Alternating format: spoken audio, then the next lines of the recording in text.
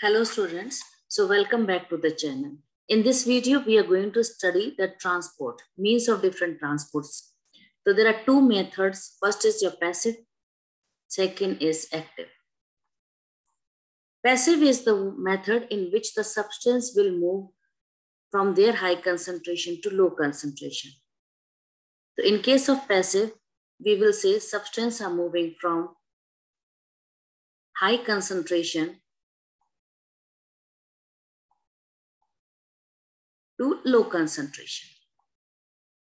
It means we will say substances are moving along gradient. And as a result, energy is not required. The ATP usage is not there. But in case of the active transport, we will say substance move against gradient. Why we say against gradient? Because they move from low concentration to high concentration. So we say they move against gradient. And as a result, ATP is used.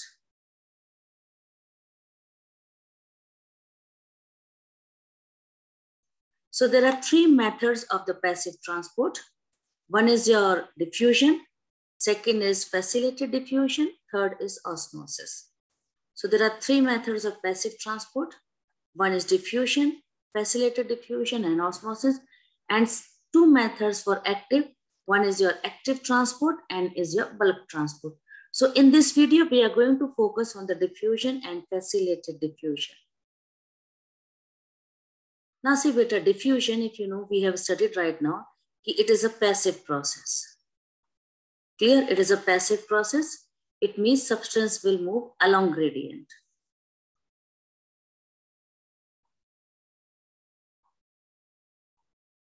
And when we say along gradient, it means energy is not used.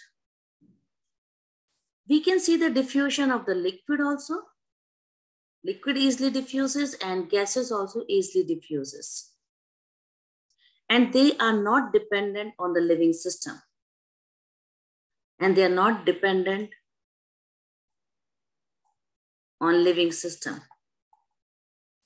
For this, we can give one example. Let us assume one beaker is there. In this beaker, we are putting one, in one corner, we are putting, let us assume these are your solute particles. Okay, these are your solute particles. Then what we will find that these solute particles, they are moving from here and they are spreading to that area where they are not present. Means from the high concentration, they are moving to the low concentration. And after that, what we find? We will find now the uniform distribution of the solute particle is in this beaker. It is uniform distribution. So this is because of the diffusion only. And in this case, right now, I'm assuming one beaker in which I have put one drop of the, or you can say one spoon of the solute, means sugar I have taken, and I am focusing, it is not dependent on the living system. It is clear, it is not dependent on living system. And second is that diffusion is very slow process. It is slow process. And that is why it is applicable only for the short distance. And thus used for short distance. Means if suppose the gas exchange has to done, gaseous exchange has to be done, then diffusion is the best choice because they have to travel very small distance. So for short distance, the diffusion is the best solution. Up till here, clear beta? Now let me show you NCERT. So we discussed right now this only, diffusion is a passive. Passive means no energy expenditure takes place. In diffusion, molecules are moving in the random fashion. So finally, the net result is that they are moving from high concentration to the region of low concentration. Is it clear?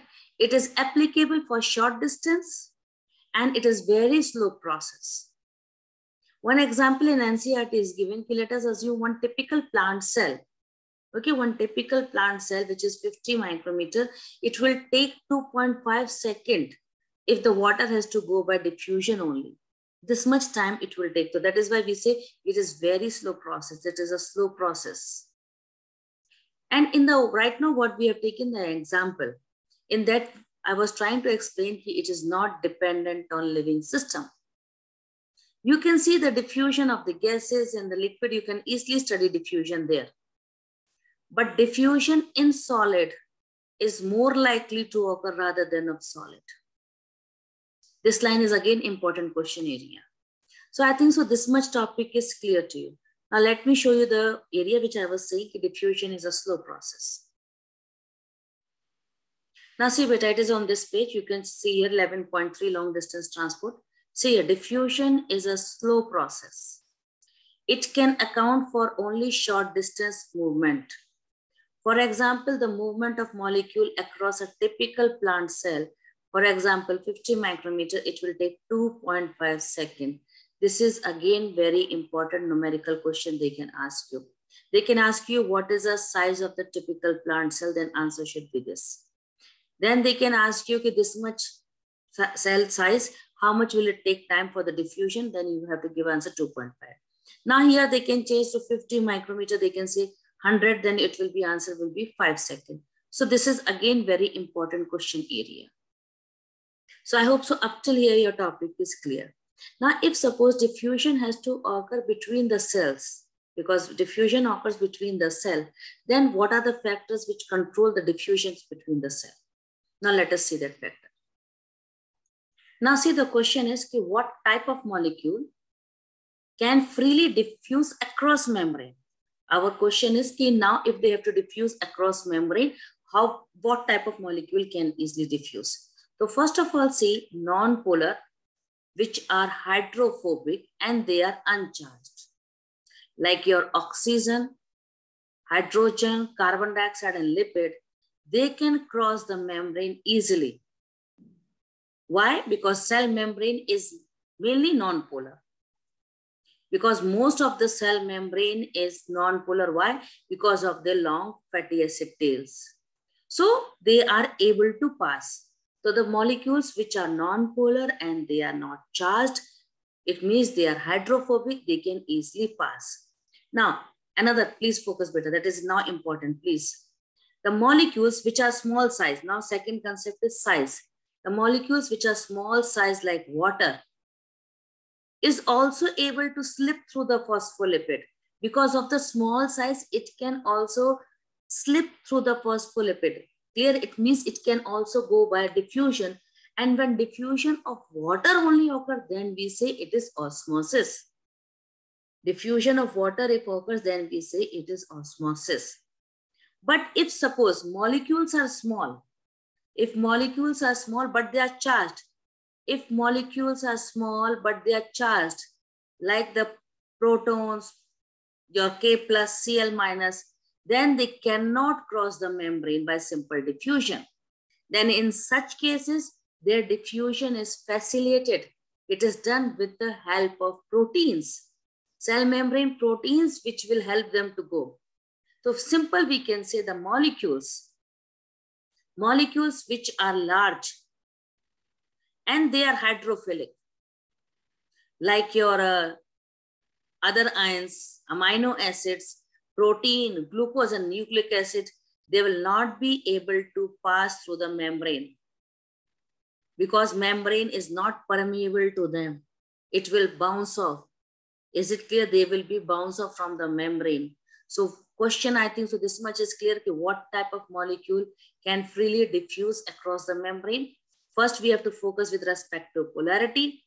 And second, we have to focus with respect to size. Non-polar easily pass. If they are polar, then small size can pass. But if they are small size, but if they are charged, small size, but if they are charged, then it is very difficult for them to pass. And polar and large size, they cannot pass. They have to, their diffusion has to be facilitated. Is it clear? Now see, but another question is, will the small molecules which are non-polar, will they diffuse into the cell or outside the cell? Okay, this is the question. Now you can see the diagram. If you see here, this is your, let us assume oxygen concentration. Here, if you see, it is higher on one side of the membrane and it is lower on the another side. If you see the arrow carefully, I think so you're finding it, arrows are in one direction only. Right now, they are moving from high concentration to low concentration only. Is it clear? But once the equilibrium is reached, then if you see beta, it is moving in both direction, this way as well as this way. So once the equilibrium is reached, then the diffusion will be in both direction. And oxygen is the one which is non-polar and small molecule. It can diffuse easily inside the cell.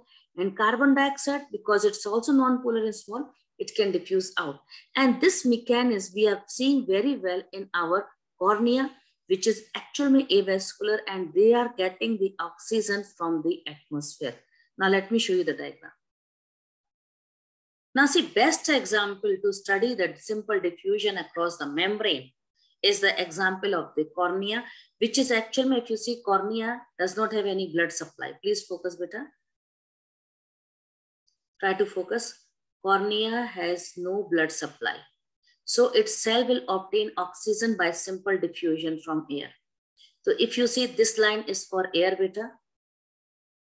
This one, middle one, green color is for the fluid, means tears. And this one, this is your cell, which is cornea cell. Now, as a result, if you see the diagram, you will find high concentration of oxygen is present in the air. Then high concentration of oxygen in the tears as compared to the atmosphere. They are actually having low, but as compared to cornea, they are high. So see beta, oxygen is diffusing from the air into the fluid, and from fluid, it is diffusing into the cornea. So first of all, for diffusion across the membrane, steep gradient is required. So diffusion rate, we can say, diffusion rate across membrane depends upon concentration gradient. Clear beta? And it depends upon the size. We have studied right now a small size, just like water molecule, which is a small size, it can easily pass. Large size, they are not able to pass. Then it depends upon the permeability. The cell membrane is impermeable for hydrophilic molecule, means like glucose, amino acid, it is impermeable. So diffusion rate will be affected by the permeability also. It will be affected by the temperature. When we increase the temperature, the diffusion rate increases. It is also affected by the pressure. So these are the factors which are affecting the diffusion rate. Is it clear? Now let me show you the answer. So see beta now, diffusion rate. Diffusion rate is affected by, number one, gradient of concentration. Means you are creating high, very steep gradient. Second is it depends on the permeability of the membrane which separate them. Third, it will depend upon the temperature. Fourth, it will depend upon pressure. And fifth, if you see here, it is given here, but it depends on the size of the substance. Means a small substance will diffuse faster. The fifth, you will write here on the size. So all these points, I hope so now this topic is clear to you. Is it clear? So see beta, we have already studied across the membrane which are hydrophobic, they can easily pass, but the problem is with the hydrophilic. So diffusion of substance across a membrane depend on its solubility. Is it clear? Which is major constituent of the cell membrane. How much they are soluble in the lipid, it depends upon that. Substance which are soluble in lipid, they will diffuse across the membrane very fast. But the substance, now here please focus beta, the substance which are having hydrophilic, means which are not lipid soluble, they find it difficulty to pass through the membrane. And that is why their movement has to be facilitated. Now, who is helping them? Who is helping them? Actually, the proteins will be helping them. So many membrane proteins, they are providing the site for these types of molecules to cross the membrane. Okay, so that these molecules can cross the membrane. And I told you, if they are only helping to cross the membrane, it means there is no need to make any gradient. Gradient was already there. Clear, beta? They do not set up concentration gradient because concentration gradient already present. Already it is present. They are just taking help of protein. Why they are taking help of protein? Because they are polar molecules, and polar molecules are hydrophilic. That is why they cannot cross the membrane and they have to take help of the protein. So in facilitated diffusion, special protein, they are helping the substance to move across membrane without expenditure of ATP. Obviously, it is like a diffusion only, but only protein are helping. That is why we are saying facilitated diffusion. So it is a type of a passive transport in which substance are moving along gradient without using any energy.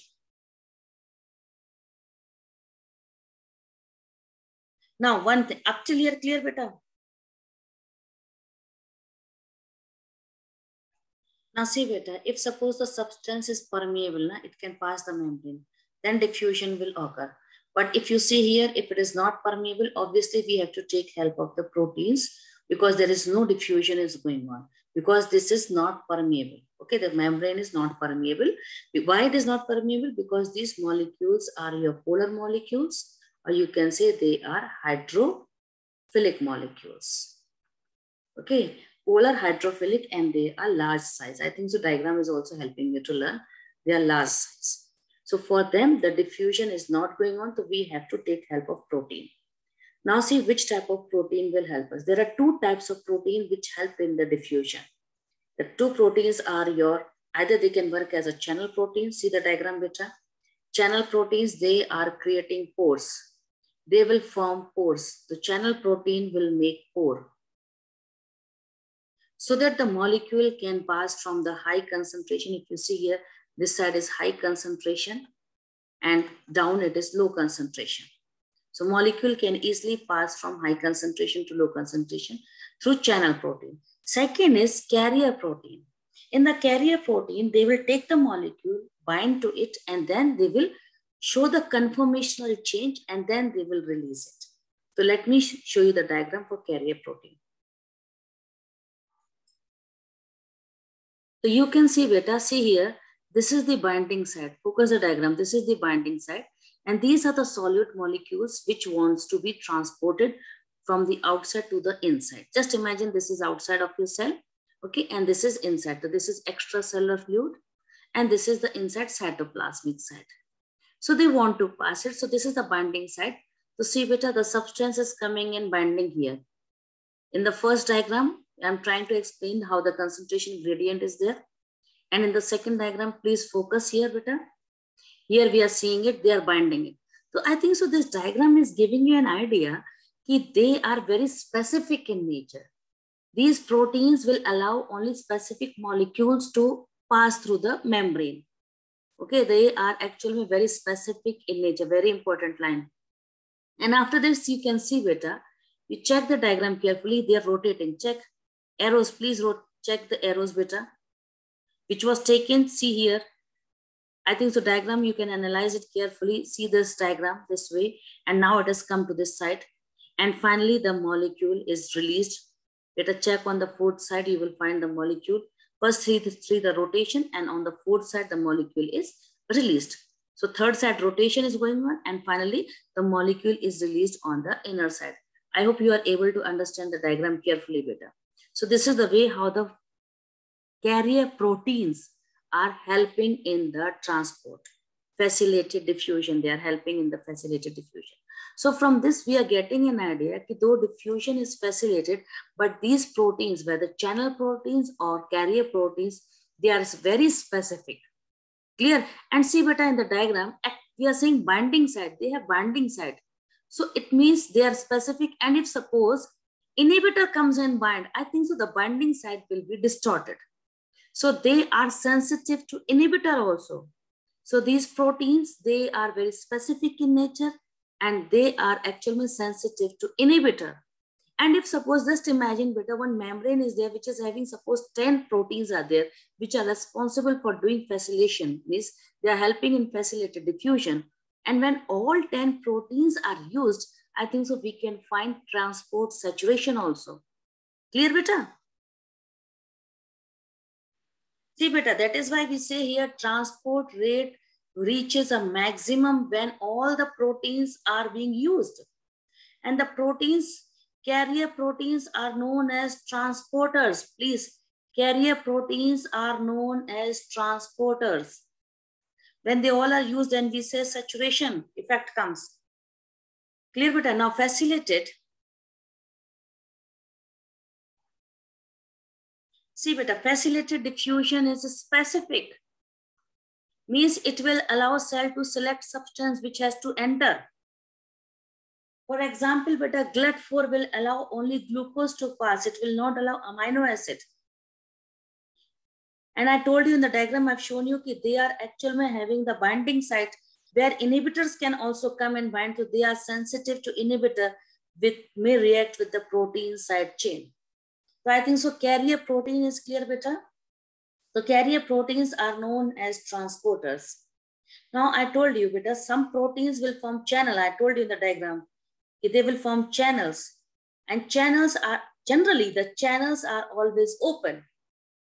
Some channels are always open and some can be regulated. So channel proteins are generally used for the ions. Generally in our system, the ion channels are there, okay, and they are regulated. Now let me show you the diagram, beta. Wait. Let us see, analyze the diagram carefully. See here, this is gate. If gate is open, then see, beta, your any ions, potassium ion, they have taken the example, potassium ions, it can go out. And when the gate is closed, check in the second diagram, gate closed. Then see, the ions are not able to go out. The channel proteins are actually gated also. Channel proteins are gated. This term we'll be studying more in detail in the nerve impulse conduction. So please try to understand. We studied till now that facilitated diffusion uses two types of protein. One is carrier protein, also known as transporters, which are specific. They are sensitive to inhibitor. Another is channel protein, which is actually creating a pore, which can be gated also. It can be gated also. If they are open, then they will pass it. And if they are closed, then molecule cannot pass. Now see, beta, though we know that water will pass by the simple diffusion, that we call it as osmosis. Okay, we call it as osmosis, water molecule. Because of their small size, they can slip. But the water entry inside the cell is not that much large amount is going on. So what they are doing it, they are making the pore in, they are making the pores. So the proteins are creating a pore. So porins are the protein, they are the proteins which forms pore. Okay, they make a channel like. In the outer membrane, you will find this is present in the outer membrane of chloroplast, mitochondria, and gram-negative bacteria. Please learn it, beta. Porin protein, you will find it. They are present in the outer membrane of chloroplast, in the mitochondria and bacteria. And what do they form? They form pores. It means they are working as a channel so that molecules of the small size, up to the size of a small protein, can pass through it. Is it clear? So they can easily pass. We have made a water channel. Aquaporins are the proteins which are actually making water channels through which large amount of water can enter inside the cell. So aquaporins are the water channels which are made up of 8 different types of the porin proteins. They will make aquaporin, they are creating a pore so that large amount of water can come out. This process generally we studied in case of the beta, we'll be studying in the excretion. There we'll be finding it, we are keeping the aquaporin so that we can absorb much amount of water when the body is getting dehydrated. So I think so up till here, each and every concept is clear to you. So in this diagram, they have talked about the carrier protein. So some carrier proteins will allow only one molecule to pass. So we call this as uniport. Some carrier proteins are allowing 2 molecules to move at the same time, but in the opposite direction. They are going in the opposite direction. We say antiport. And if they are going in the same direction, then we say it is symport. So some carrier or transport proteins allow diffusion only if 2 types of molecules move together. In a sympod, they are crossing in the same direction, and in the antipode, they move in the opposite direction. Clear, beta? And when the molecule, one molecule is passing which is independent of another, then we say it is unipode. It is rotating and finally it is releasing the molecule this side. This side the molecule is released. So this is a type of a facilitated diffusion. So I hope so this video has helped you to understand each and every concept clearly. Let me just show you the final picture so that you can remember it and you can take a screenshot also. So see beta, in this we have studied already passive transport, I told you. Our topic is, so I covered diffusion. Diffusion for which one beta? Non-polar and small molecules. Clear? Then we studied facilitated diffusion. Facilitated diffusion for what? Facilitated diffusion is for polar molecules or for large molecules. Is it clear beta? This is your channel protein and this is your carrier protein. So I hope so this video has helped you to understand each and every line of NCERT properly. Thanks for watching.